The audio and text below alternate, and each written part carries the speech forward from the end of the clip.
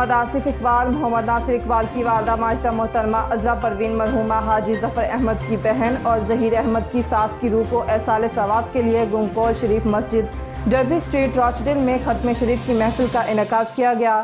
روچڈیل سے bureau report کے مطابق نوجوان ولید احمد نے محفل کا آغاز قرآن مجید کی تلاوت پاک سے کیا۔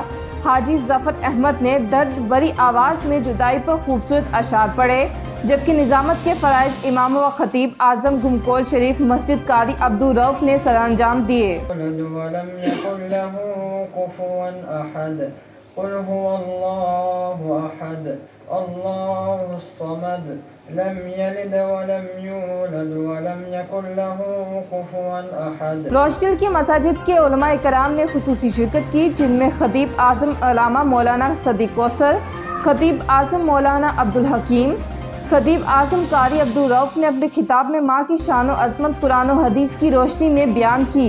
نبی اکرم صلی اللہ علیہ وسلم فرمایا کہ کاش کہ میری ماں زندہ ہوتی ہے اور میں نماز پڑھ رہا ہوتا اور مجھے وہ پکارتی کہ محمد صلی اللہ علیہ وسلم، تو میں اپنی نماز کو چھوڑ کر، نبی علیہ السلام سے فرمایا کہ نماز کو چھوڑ کر، توڑ کر نماز کو اپنی ماں کے خدمت کے اندر پہنچ جاتا کہ اماں مجھے حکم دیجئے، میرے لیے کیا حکم ہے۔